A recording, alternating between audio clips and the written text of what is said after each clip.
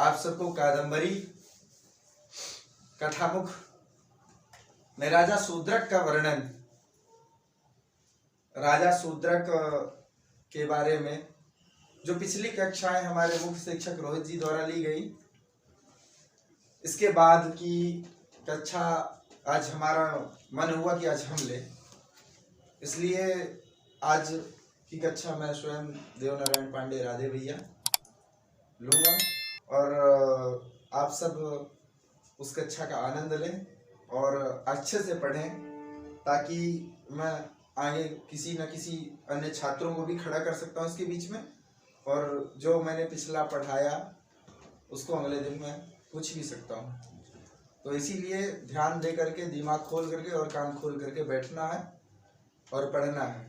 यह नहीं समझना है कि बस यहाँ कक्षा चल रही है तो आपसे पूछा नहीं जाएगा जी। तो जब इस कथा में वर्णन आता है कि राजा शूद्रक जब जीत करके किसी राज्य को आते हैं तो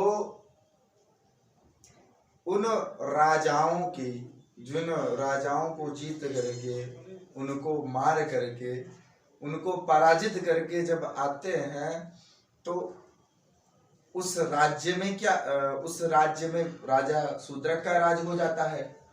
और जब राजा शूद्रक का राज हो जाता है तो उस राज्य की जनता, उस राज्य की प्रजा और जीते हुए राजाओं की स्त्रियां और उनके मन अंतःकरण का भी वर्णन है। तो इसमें कवि बाणभट्ट बहुत अच्छी बातें लिखते हैं और उन्होंने कहा कि जब राजा शूद्रक का यश, उनका यश इतना वह था, उनका प्रताप इतना तेज था कि यस्य च हृदय स्थितान नभि पतीन दिदक्षुरिव प्रतापानलो वियोगिनी नामपि रिपु सुंदरी नाम मंत्रयति दाहो दिवानिशं ज्वाल। अर्थात यस्य किसके,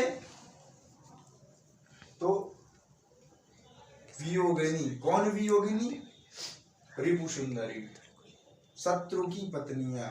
तो क्या था, हृदय स्थिरानपि पतीन, उनके जो हृदय में, उन चूंकि स्त्रियां हैं, विवाह होता है, विवाह के पश्चात क्या होता है, विवाह में आपने देखा है कि जब वचन बोले जाते हैं तो मम चित्ते तव चित्ते ते वाच्यम वाचा नालिपयेत है विवाह संस्कार में। तो हृदयालंबन होता है, मम चित्ते तव हृदयम दधामि तव चित्ते मम हृदय दधामि, मेरे चित्त के अनुसार आचरण करो।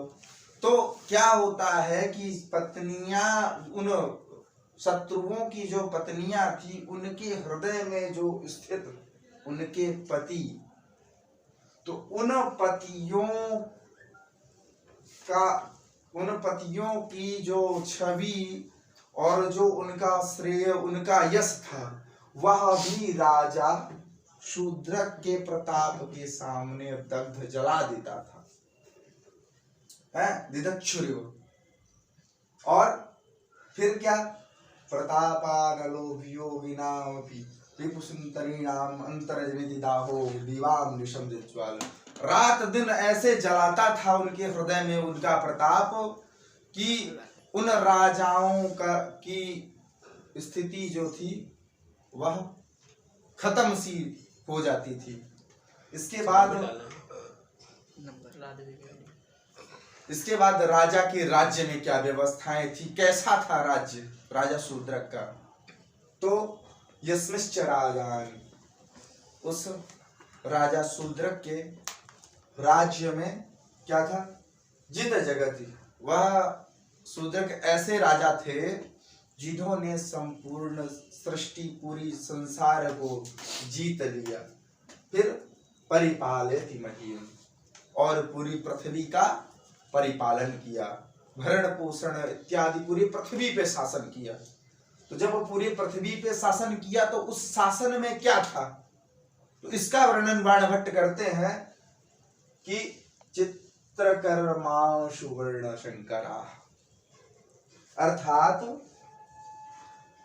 वर्ण शंकर जो होते थे। वर्ण शंकर का मतलब आप लोग जानते हैं, वर्ण शंकर का मतलब होता है ऐसा व्यक्ति या ऐसा कुमार या ऐसा शिशु या ऐसा बालक जिसको यह स्वयं ना पता चले कि मेरे पिता कौन है, पहली बात। दूसरी बात, वर्ण शंकर किसे कहते हैं, तो वर्ण शंकर अविवाहित होकर के पुत्र उत्पन्न होना भी एक वर्ण शंकर कारक है। किसी स्त्री का अपने पति के अलावा किसी से संबंध हो और उसका जो पुत्र उत्पन्न हो वह वर्ण शंकर कहलाता है। और चौथा क्या है, जैसे हम लोगों के विवाह की प्रक्रिया है, ब्राह्मण का ब्राह्मण से, क्षत्रिय का क्षत्रिय से, वैश्य का वैश्य से, शूद्र का शूद्र से। इनके इतर जो व्यक्ति अन्य जाति के, अन्य वर्ण के पुरुष या स्त्री के साथ एक दूसरे से जो संबंध बनता है और उस संबंध से जो पुत्र उत्पन्न होता है वह वर्ण शंकर कहलाता है। आपके गीता में लिखा है वर्ण शंकर कारक ही। जब अर्जुन को पहले अध्याय में विषाद हो गया था तो उसी में लिखा है कि अर्जुन ने कहा कि मैं अपने बंधु बांधवों की हत्या नहीं करूंगा। क्यों? क्योंकि हत्या हो जाने से स्त्रियां व्यभिचारिणी हो जाएंगी और व्यभिचारिणी होने से वर्ण संकर उत्पन्न होंगे और वर्ण संकर से पिंडोदक क्रिया लुप्त हो जाएगी। लुप्त हो जाएगी तो मेरे पूर्वज जल नहीं पाएंगे, पिंड नहीं पाएंगे। उससे क्या होगा कि नरकगामी हो जाएंगे। तो कवि बाणभट्ट कहते हैं कर्म चित्रकर्मसु वर्ण शंकरा। वर्ण शंकर थे लेकिन कहां थे? चित्र में थे। जो चित्रकार थे, जो चित्र बनाते थे, उन चित्रों में ही वर्ण शंकर दृश्यमान होते थे, ना कि उस प्रजा में, ना कि उसके राज्य में कोई भी वर्ण शंकर नहीं था। ऐसा था राजा सुदृढ़ का राज। और क्या अगला, रतेषु केशगृहा। लोग झगड़ा जब होता है तब एक दूसरे के बाल खींचते हैं, एक दूसरे से चिपट जाते हैं। कोई बाल खींच करके उखाड़ता है कि सामने वाला जो है उसे हार जाए। ऐसी स्थिति में झगड़ा होता है। तो लेकिन कवि बाणभट्ट कहते हैं कि रतेषु केशगृहा, केवल और केवल काम क्रिया, एक दूसरे के आलिंगन करने में एक दूसरे के केस पकड़ते थे, ना कि लड़ाई झगड़े में। ऐसा था राजा सुदृढ़ का राज्य। और काव्य सुदृढ़ बंधा,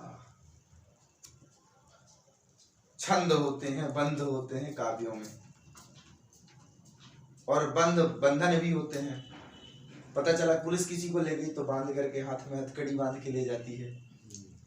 तो उस राजा के राज्य में कोई भी व्यक्ति गलत काम नहीं करते थे, इसीलिए वहां दृढ़बंध हाथ या पैर उसको बांधे नहीं, यानी किसी व्यक्ति को बांधा नहीं जाता था। इतना अच्छा जो है हमारे पूर्वजों का शासन काल था, जहां एक भी कोई वर्ण संकर नहीं था, जहां कोई झगड़ा नहीं होता था। और बताया क्या गया कि काव्य, केवल काव्य में ही बंध थे, अनुबंध थे, ना कि किसी व्यक्ति को बांधा जाता था। फिर इसके बाद क्या है, शास्त्रेषु चिंता। अगर कोई चिंता करता था, किसी को टेंशन होती थी, किसी को प्रॉब्लम होती थी, परेशानी होती थी, उसके बारे में सोचता था, तो वो किसके बारे में सोचता था? काव्य शास्त्र विनोदेन कालो गच्छति धीरे व्यसनेन च मूर्खाणां दुर्निद्रया कलहेन वा। तो चिंता भी कोई करता था तो साहब शास्त्र के लिए चिंता करता था, शास्त्र संबंधित चिंता करता था। अगर उसके मन में कोई विचार आता था तो वह शास्त्र संबंधित विचार आता था, और शास्त्र के लिए, पढ़ाई के लिए उस समय जो 60 साल का भी रहता था वो भी पढ़ता रहता था, काव्यों का चिंतन करता रहता था। क्योंकि हमारे एक गुरुजी कहा करते थे कि संस्कृत विद्या विषय यह छात्र असंतुष्ट स नष्ट। अंग्रेजी के थे, उपाध्याय गुरुजी। वो कहते थे कि विद्या के विषय में जो छात्र, जो व्यक्ति संतुष्ट हो गया, मानो वह विद्या के क्षेत्र में नष्ट हो गया। तो चिंता भी होती थी सरकार, तो काव्य शास्त्र के विषय में चिंता होती थी, ना किसी और विषय की, ना किसी अन्य विषयों की, ना कोई धन की, ना संपत्ति की, ना तो खाने की, ना तो पीने की कोई चिंता नहीं थी। राजा शूद्रक के राज्य में केवल चिंता थी तो शास्त्र के स्मरण की, शास्त्र में जो शास्त्रार्थ की चिंता रहती थी कि अरे फलाने विद्वान है तो बाही सकुड़ के उससे ज्यादा हम विद्वान बनेंगे, ये चिंता रहती थी। और क्या था? स्वप्ने सुविप्रलम्भा, अर्थात मन में किसी के प्रति द्वेष, किसी के प्रति कुविचार होते थे तो कभी स्वप्न आ जाए। स्वप्न के ऊपर तो किसी का कोई बंधन है कि नहीं है? किसी की बुराई करना है तो स्वप्न में भैया नहीं रोक सकते हैं। तो केवल स्वप्न में, वो भी कोई स्वप्न में अपने लिए नहीं, दूसरे के लिए, अरे यार स्वप्न में फलाने ने बुराई कर दी, तो यह स्वप्न में होता था। और जो डंडे होते थे या दंड जो होता है, छत्रेषु कनक दंडा, जो पहले क्या होता था कि दंड जो लगता था, अब आजकल के भाषा में उस चीज को क्या बोलते हैं, जब कोर्ट आपको जुर्माना लगाती है ना, उसको दंड बोलते हैं। हमारे साहित्य में, हमारे हिंदी में, हमारे साहित्यिक भाषा में, हमारे संस्कृत में उसे दंड बोलते हैं। तो वो भी उस समय स्वर्ण मुद्राएं चलती थी, तो स्वर्ण दंड लगा करता था। तो उनके राज्य में दंड का नाम था, तो केवल था क्या, जो झंडे में जो सोने का डंडा था वही था कनक दंड, और इसके अलावा कोई कनक दंड नहीं था साहब। उन राजा शूद्रक के राज्य में ऐसा था। फिर ध्वजेषु प्रकंपा, अगर कोई कांपता था ना, डरता था, बिल्कुल केवल कांपना शब्द, कंपन करना, जैसे कहते हैं नहीं फलाने, कभी कभी जब आप लोग छोटे हुआ करते थे तो कभी खेलते हैं तो एक बार देखते थे कि कहीं किसी से, जिससे भी डरते रहे, गुरु जी से, कोई सर जी से, हैं, तो अरे हम ये खेल रहे हैं, हम लोग गोलियां खेल रहे हैं, तो गुरु जी ना आ जाए, फलाने गुरु जी बहुत मारते हैं, तो वो ना आ जाए तो डर के मारे, अगर सामने वो गुजर गए तो हाथ पांव एकदम कपने लगते थे डर के मारे।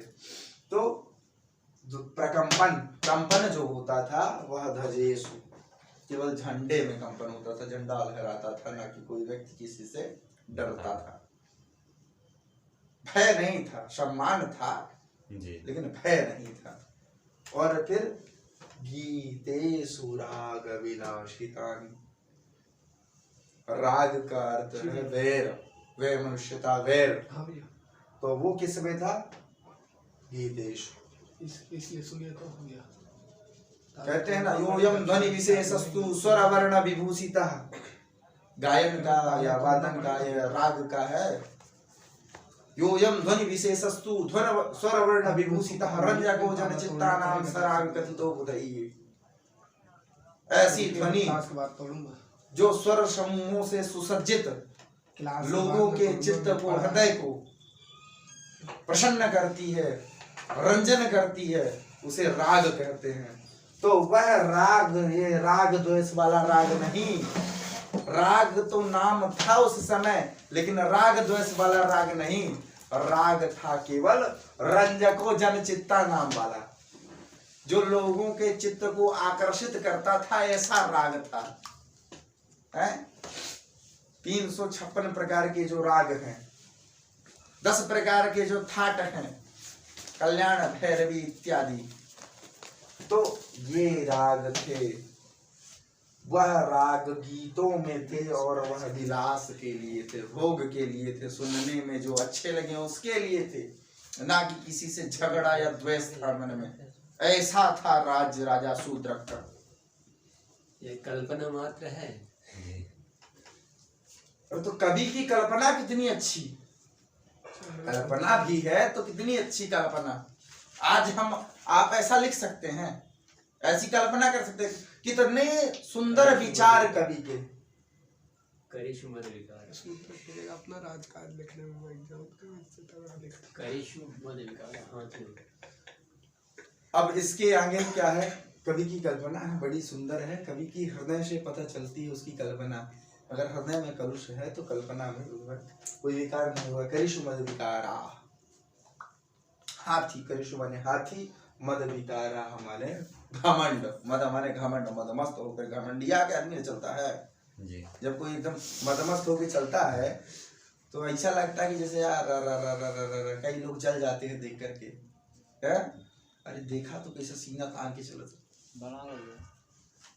तो वो जो मद है, वो जो घमंड है, वो जो अपने आप में अपने आप को कुछ समझता था, तो वो कौन समझता था? हाथी। अब हाथी के ऊपर किसका अंकुश, और भी जंगल वाला हाथी। तो मद विकार जो था, जो घमंड था, जो मद था, कभी कभी मद जो है हाथी के सिर पे भी रहता है, उसको भी मद कहते हैं। वो मद फूटता है, तो वह जो मद विकार था वह हाथियों पे था, ना कि किसी व्यक्ति पे। चापेश गुणच्छेदा, चाप माने है, चाप का वर्णन बढ़िया अच्छा आया किसमें? रामचरितमानस में। टूट चाप नहीं जुरहु रिसाने, बैठे हुई हैं पाए पिराने। लक्ष्मण जी ने कहा था ना, क्या कहा था कि अरे ऋषि महाराज, अरे ब्राह्मण देवता, टूटा हुआ जो धनुष है वो नहीं जुड़ता है। टूट रिसाने से मैंने गुस्सा करने से नहीं जुड़ता है। टूट चाप नहीं जुड़े रिसाने, बैठम, अरे बैठ जाइए, हुई है पाए पिराने, अरे बैठ जाइए, पैर दर्द कर रहे होंगे। तो अगर किसी का छेदन होता था या किसी को कोई चीज जो है टूटता था, तो वो क्या टूटता था? चाप में जो रस्सी है वो रस्सी टूटती थी, ना कि किसी का हृदय टूटता था। अब गवाच्छेसु जाल मार्गा, अगर जाल, ये बड़ा इस समय प्रचलित है, एक दूसरे के लिए जाल बिछा देते हैं लोग, हैं? फोन करके कहते हैं आवा तो के देख ले, हैं? 4 लड़का बैठे ले फलाने जगह पे, तो जाल बिछाना कहते हैं इसको। आप लोग कुछ लोग एनसीसी के होंगे तो उसमें भी आता है, जाल बिछा करके जो है सामने वाले को कैसे जो है मारना पकड़ना होता है।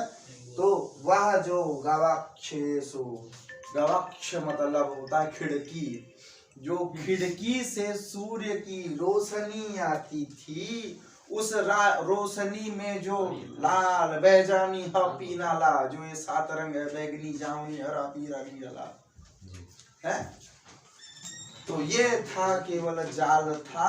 तो ना तो किसी व्यक्ति के लिए था, केवल था तो वह खिड़कियों से आने वाले प्रकाश में जाल था। ऐसा था राजा शूद्रक का राज। फिर क्या था? सशिकृपाण कवचेषु कलंका, जो कलंक अर्थात कलंक, कलंक से तो आप सब लोग परिचित हो गए। किसी के ऊपर किसी प्रकार का आरोप लग जाना, आजीवन लगे रहना, उसे कलंक कहते हैं। और कलंक हमेशा चरित्र पे लगा करता है जी, है? चरित्र ही न कलंकित होता है लोगों का, और क्या कलंकित हो सकता है? उस समय जो कलंक का नाम था, वह जो कलंक शब्द था, वह कलंक केवल 3 चीजों पे था।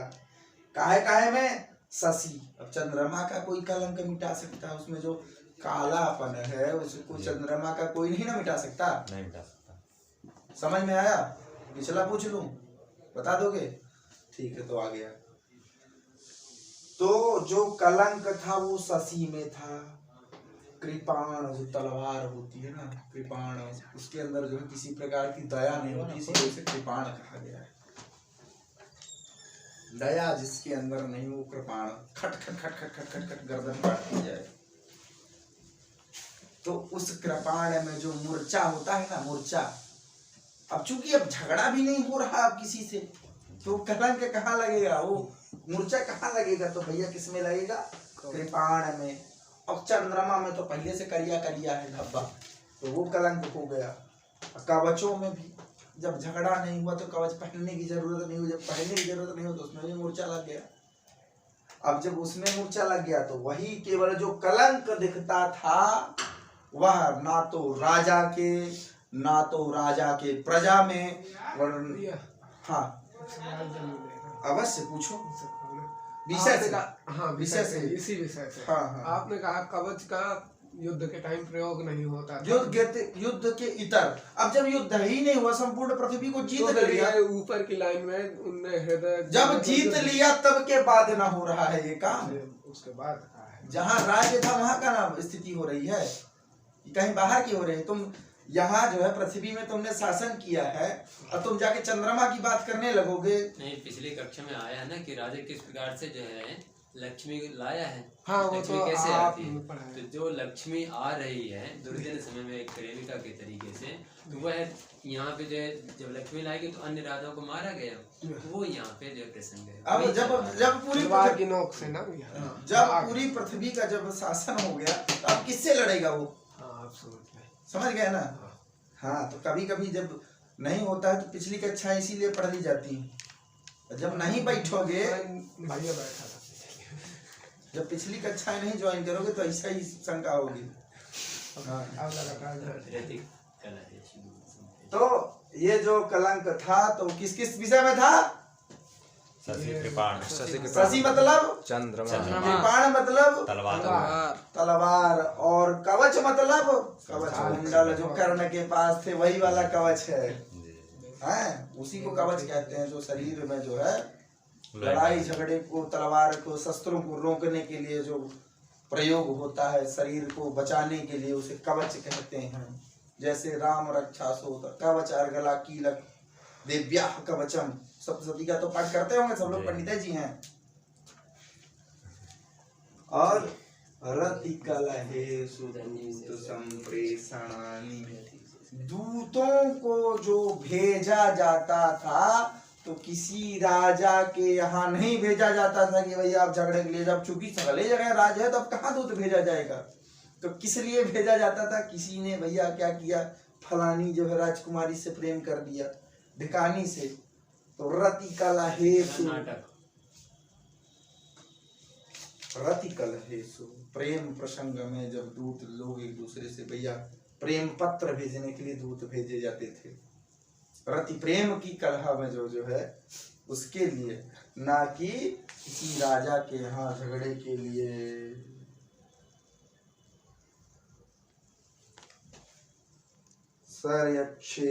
सर्यक्षेषु शून्य ग्रहा, शून्य का नाम था, तो ऐसा नहीं था कि किसी का घर सूना हो, सूना किसी भी प्रजा का घर नहीं था। जो शून्य शब्द था, जो शून्य मात्र था, वो पासे में जो गोले बिंदु होते हैं ना, वो शून्य, वो जो है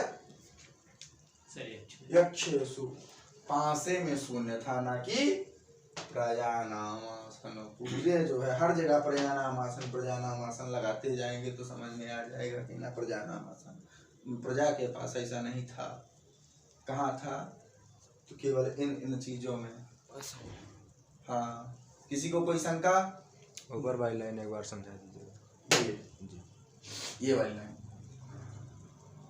इसका शुद्ध अर्थ है कि जो जिन राजाओं की पत्नियों, जिन राजा के राज्यों को राजा शूद्रक ने जीता था, उन राजा की पत्नियों के हृदय में जो उनके पतियों की स्थिति विद्यमान थी, उस स्थिति को राजा शूद्रक के प्रतापानल, जो प्रताप की अग्नि थी, उस अग्नि द्वारा जो है वह दिन रात जो दीवानी समझज्वाल, वह जो प्रताप की अग्नि थी, उन रिपु सुंदरी मने शत्रुओं के पत्नियों के जो पति की छवि थी, उसको दिन रात जो है प्रतापानल द्वारा दीवानी समझज्वाल चलता रहता था, जलाता रहता था।